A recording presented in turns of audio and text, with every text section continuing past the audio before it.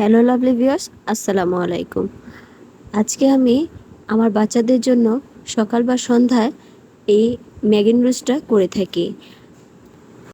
খুবই অল্প উপকরণে আমার বাচ্চারা কিন্তু এই স্যুপ ম্যাগি নুডলসটা খুবই পছন্দ করে। আপনারা কিন্তু বানিয়ে নিতে পারেন আপনাদের জন্য।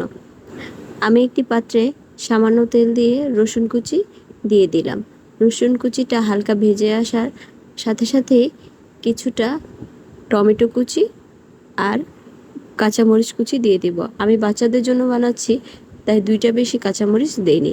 আপনারা যদি বড়দের জন্য বানান তাহলে অবশ্যই কাঁচামরিচটা একটু বাড়িয়ে দিবেন। এই রেসিপিটা ঘরে থাকা সামান্য উপকরণ এবং খুবই কম সময়ে বাচ্চাদের জন্য একটি হেলদি নাস্তা আমার কাছে মনে হয়।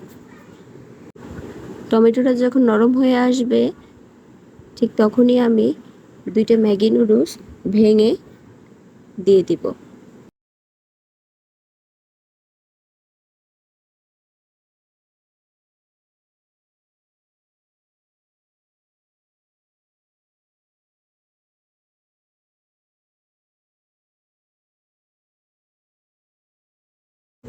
আমি ম্যাগি নুডলসটা ছোট ছোট করে ভেঙে দিয়ে দিচ্ছি এবং তার সাথে 2 কাপ পানি দিয়ে দিচ্ছি। এটা যেহেতু স্যুপ ম্যাগি নুডলস, নুডলসটা যেন ভালো করে সিদ্ধ হয় এবং তাতে যেন একটু জুসি জুসি ভাব থাকে, তাই আমি 2 কাপ পানি দিয়ে দিলাম এবং চুলার আঁচটা মিডিয়াম পর্যায়ে। এবার অপেক্ষা করব 2 মিনিটের মতো নুডলসটা নরম হওয়ার আগ পর্যন্ত। আর আমি এখন অ্যাড করে দিচ্ছি 1 চামচ টমেটো সস। এই 1 চামচ টমেটো সসের জন্যই কিন্তু আপনার স্যুপ থেকে খুব ভালো একটা ফ্লেভার আসবে, তাই আপনারা অবশ্যই চেষ্টা করবেন 1 চামচ টমেটো সস দেওয়ার জন্য।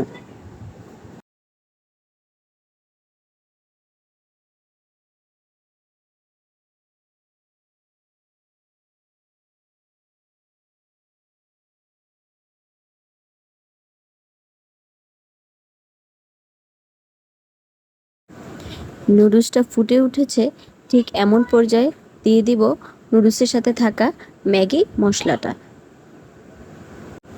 মশলাটা দিয়ে ভালো করে মিশিয়ে নিচ্ছি এবং আমি আরেকটি ডিম ভেঙে নিচ্ছি নুডলসে দেওয়ার জন্য। আপনারা চাইলে ডিমটা দিতে পারেন, তবে ডিমটা দেওয়ার সাথে সাথেই চুলাটা অফ করে দেবেন।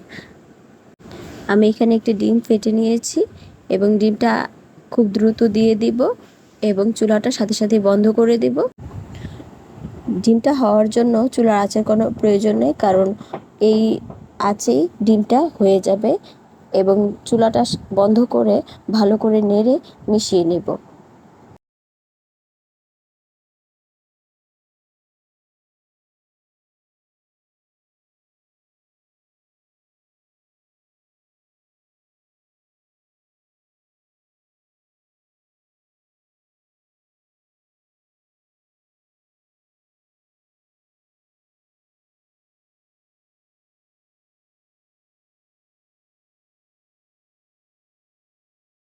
আমার রান্নাটি হয়ে গেছে, এবার আমি চুলা থেকে নামিয়ে পরিবেশন করে নিচ্ছি। আপনাদের যদি ভালো লেগে থাকে তাহলে আপনারাও বাসায় বানিয়ে শেয়ার করবেন প্রিয়জনের সাথে। খুবই কম সময়ে হেলদি একটি স্যুপ নুডলস। ভিডিওটি ভালো লেগে থাকলে লাইক, কমেন্ট, শেয়ার করবেন এবং সাবস্ক্রাইব করতে ভুলবেন না কিন্তু। ধন্যবাদ আপনাদের সবাইকে। কুকিং অ্যান্ড ক্রাফট চ্যানেলের পক্ষ থেকে আবার নিয়ে আসবো নতুন কোনো রেসিপি শেয়ার করতে আপনাদের সাথে।